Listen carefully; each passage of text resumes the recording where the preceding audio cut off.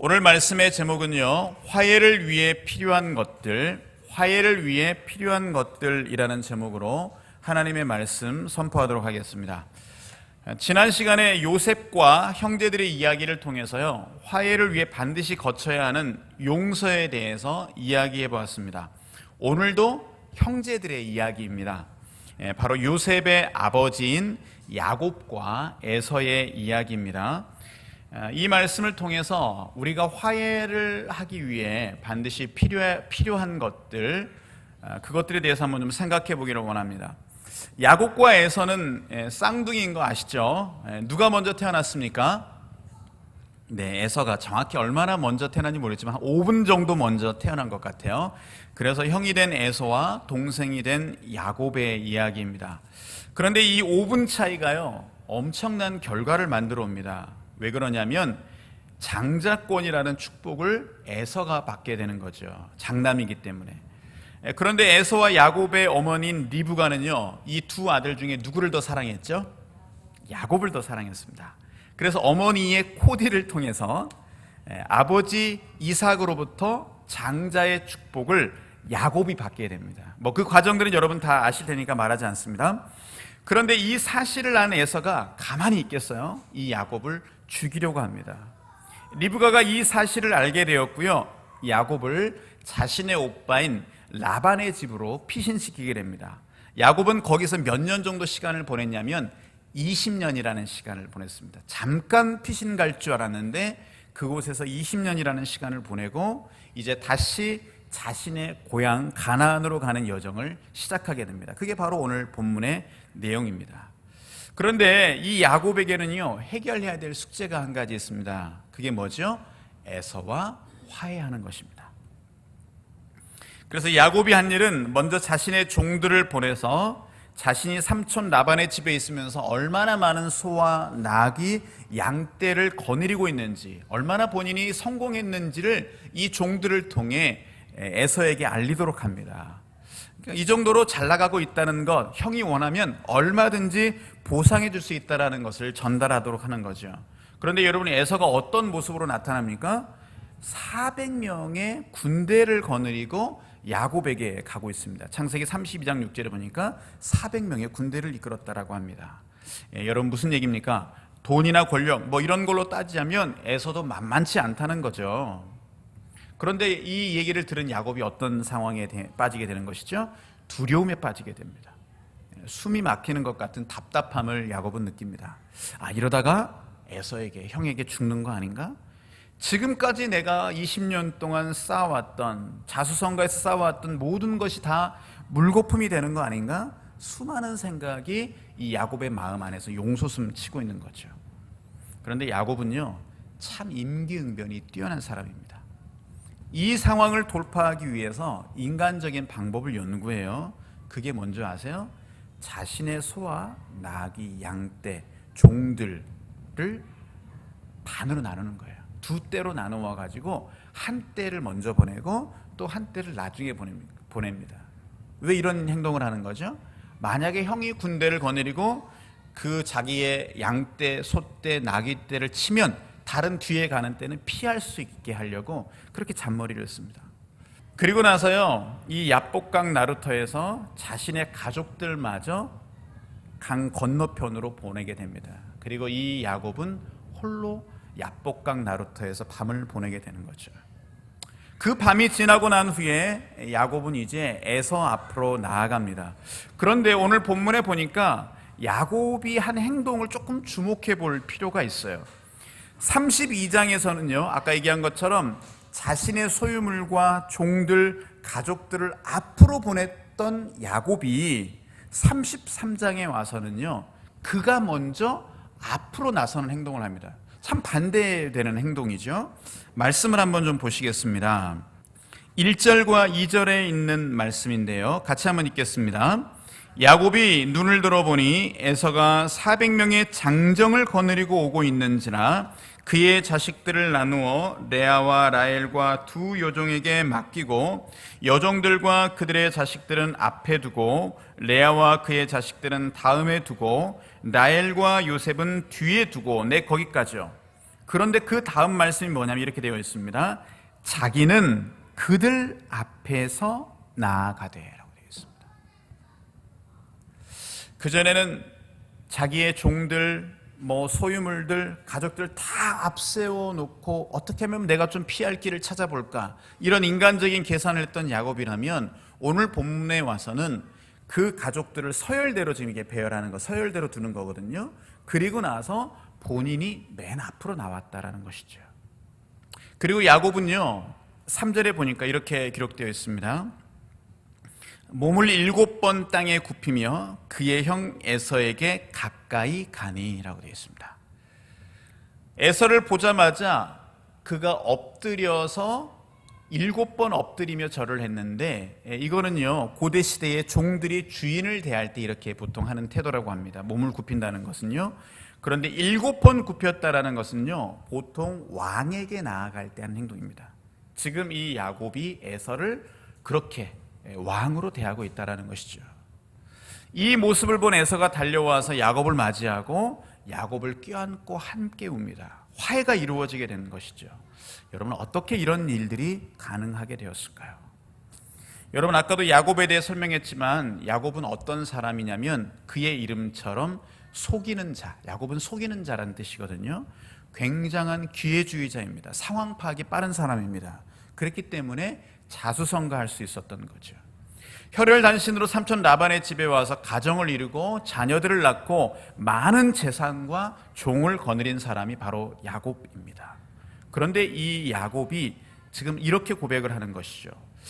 5절에 보니까 에서가 눈을 들어서 야곱과 함께 있는 여인들과 자식들을 보고 이들이 누구냐라고 물었더니 야곱이 이렇게 대답하는 거죠.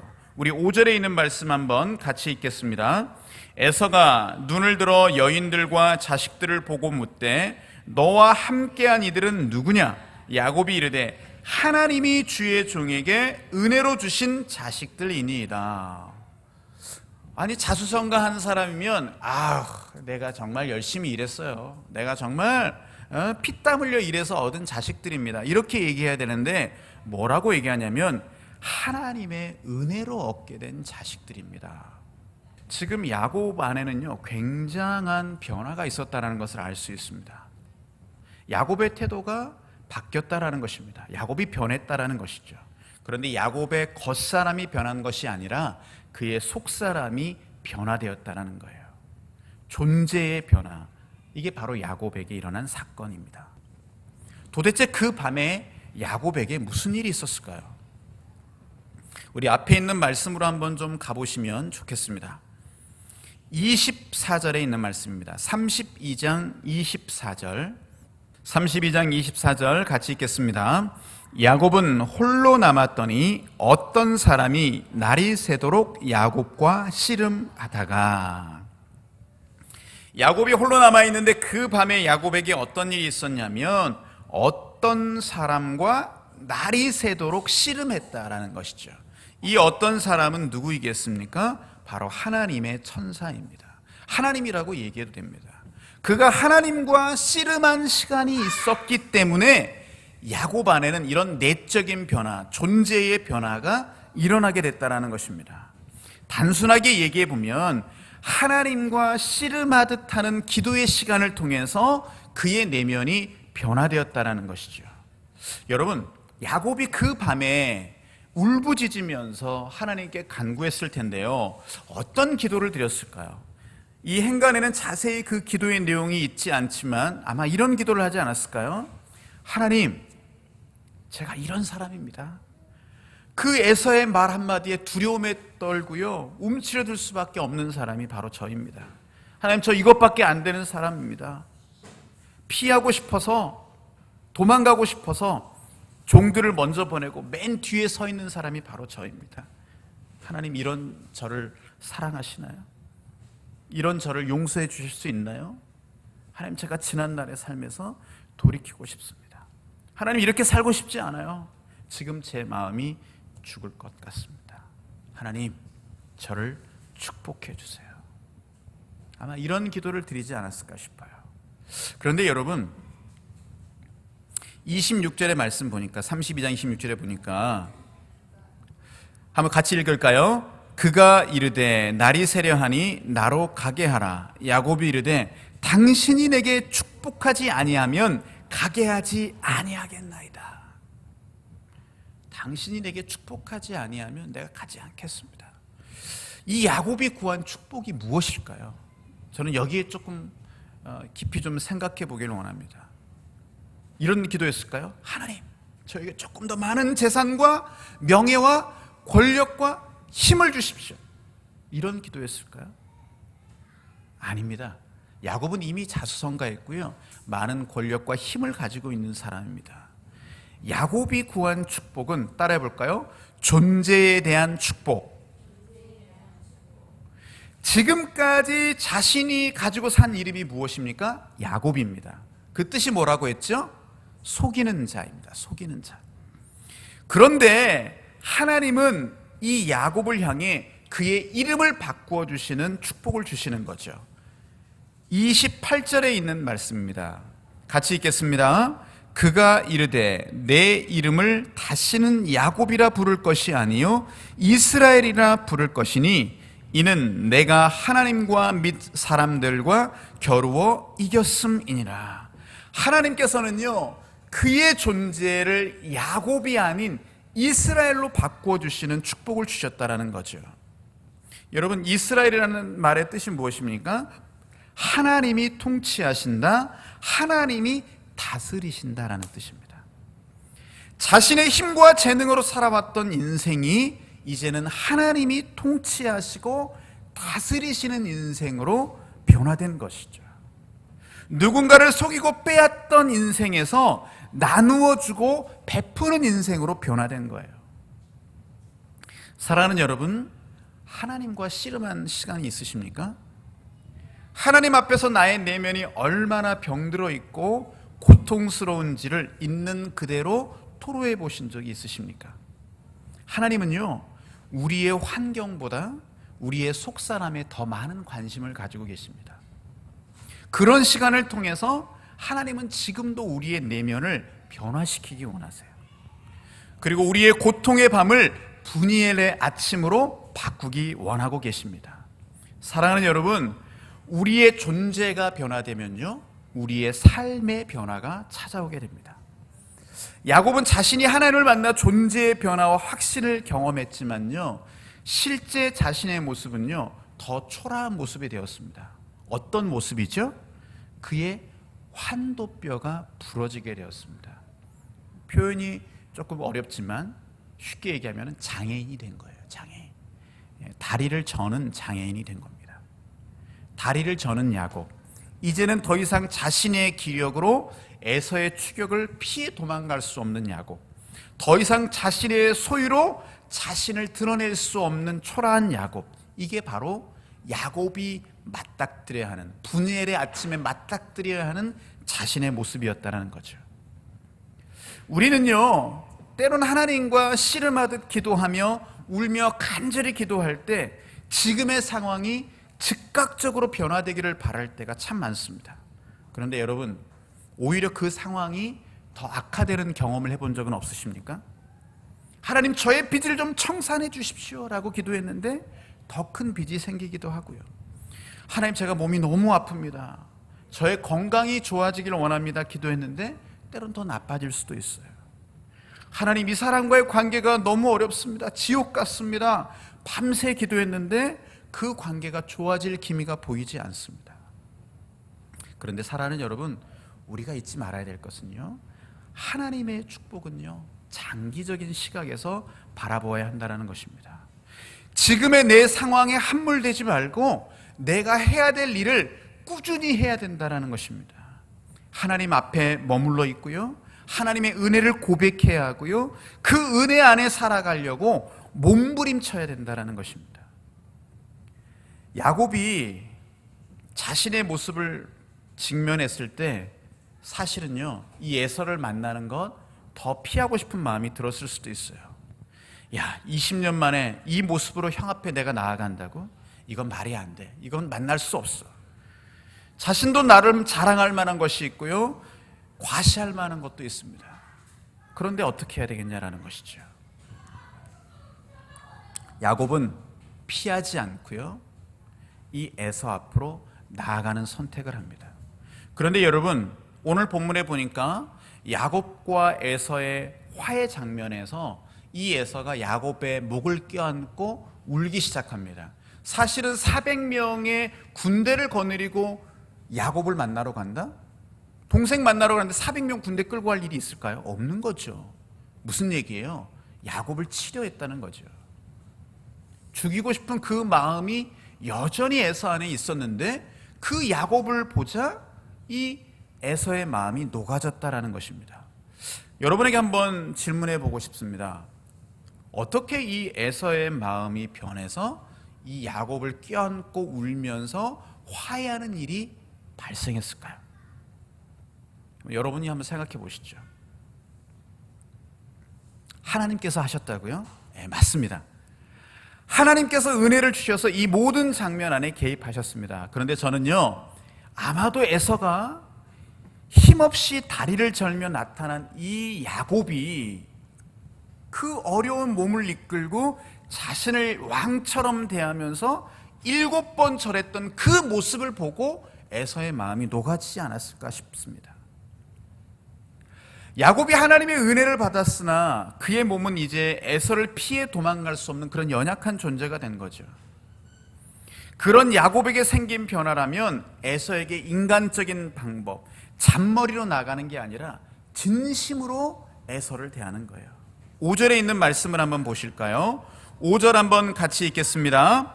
에서가 눈을 들어 여인들과 자식들을 보고 묻되 너와 함께한 이들은 누구냐? 야곱이 이르되 하나님이 주의 종에게 은혜로 주신 자식들이니이다.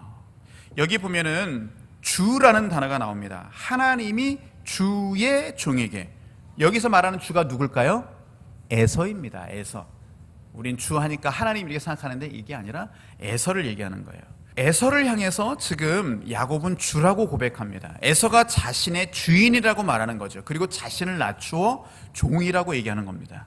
이 5절의 말씀을 표준 세번역 성경에서는 이렇게 기록하고 있습니다. 에서가 고개를 들어 여인들과 아이들을 보면서 물었다. 내가 데리고 온 이 사람들은 누구냐? 야곱이 대답하였다. 이것들은 하나님이 형님의 못난 아우에게 은혜로 주신 자식들입니다. 야, 지금 야곱은요, 에서를 형님, 그리고 자신은 못난 아우라는 표현을 씁니다. 하나님 앞에서 자신의 존재가 변화된 야곱은 이제 말을 통해서도 형을 높이고 자신을 낮추는 거예요. 그리고 자신의 처와 자녀들에게 앞으로 오게 해서 이 에서에게 다 절하게 만듭니다. 에서가 원수가 아니라 자신의 형님이요, 자녀들에게는 큰 아버지임을 인정하는 장면인 거죠. 여러분, 우리가 누군가와 화해한다라는 것은요, 그 사람의 존재를 인정해 주는 거예요. 여러분, 우리가 인생을 살아가면서 다른 사람과의 관계가 어긋날 때를 잘 생각해 보면요, 대부분 이 세 가지 경우 안에 포함될 거라고 저는 봐요. 다른 사람을 인정해 주지 않을 때, 다른 사람을 알아주지 않을 때, 그리고 다른 사람을 칭찬해 주지 않을 때.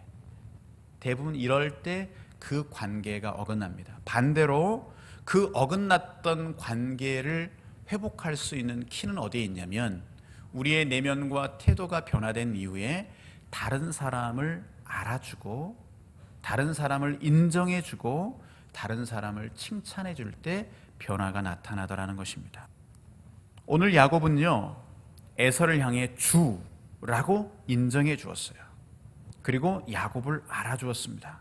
15절에 보니까요, 33장 15절에 보니까 에서가 이르되 내가 내 종 몇 사람을 내게 머물게 하리라. 야곱이 이르되 어찌하여 그리하리이까? 나로 내 주께 은혜를 얻게 하소서. 이 말을 다른 번역 성경 보니까 아우 형님이 저를 너그럽게 맞아주신 것만으로 감사합니다. 이게 뭐예요? 에서를 지금 알아주는 거예요. 에서가 지금 자신을 죽일 수도 있지만 자신을 너그럽게 대해준다라는 것을 고백하는 거죠. 그리고 어떻게 합니까? 또 야곱은 에서를 칭찬합니다. 칭찬. 어떻게 칭찬했는지 한번 여러분 말씀 보실래요? 10절의 말씀 한번 보실까요? 우리 한번 10절 같이 읽겠습니다. 야곱이 이르되 그렇지 아니하니이다. 내가 형님의 눈앞에서 은혜를 입었사오면 청하건대 내 손에서 이 예물을 받으소서. 내가 형님의 얼굴을 배운즉 하나님의 얼굴을 본 것 같사오며 형님도 나를 기뻐하심이니이다. 와, 여러분 이거 엄청난 칭찬 아닙니까? 누군가를 향해서 당신의 얼굴 보니까 하나님의 얼굴 보는 것 같습니다. 굉장한 칭찬이죠. 자, 우리 옆에 있는 분들 한번 좀 이렇게 칭찬해 봅시다. 당신의 얼굴을 보니까, 집사님 얼굴 보니까 하나님 얼굴 보는 것 같습니다. 와우, 여러분 이거 엄청난 칭찬 아닙니까? 지금 야곱은 그냥 입 바른 소리 하는 게 아니라 진심으로 그렇게 느끼는 거예요. 와, 형님이 나를 이렇게 대한다는 건 정말 제가 형님의 얼굴을 보니까 하나님의 얼굴 보는 것 같습니다. 여러분 이제 좀 말씀을 정리해 보고 싶습니다. 여러분 어떻게 하면 우리가 어떤 누군가와 관계가 어려진 다른 사람과 화해할 수 있습니까? 내가 먼저 하나님을 만나는 시간이 있어야 됩니다. 하나님과 씨름하는 기도의 시간이 있어야 합니다. 그리고 내가 축복받는 존재로 변화되어야 합니다. 이렇게 하나님의 은혜를 체험하게 되면 존재의 변화가 나타나게 되고요, 존재의 변화가 생기면 우리의 태도가 변화가 되게 됩니다. 그 태도를 한마디로 정의해 본다면 무엇일까요? 겸손입니다. 자신을 낮추는 겸손, 상대방을 인정하고 알아주고 칭찬해주는 겸손이 우리 안에 있어야 돼요. 이 겸손을 통해 상대방의 마음을 녹일 수가 있고요, 관계의 변화가 나타나게 되고요, 화해할 수 없는 사람과도 화해할 수 있다는 것입니다. 사랑하는 여러분, 하나님의 은혜를 고백하는 여러분을 통해서 화해가 없는 곳에 화해가 선포되고요, 관계의 회복이 나타날 수 있기를 주님의 이름으로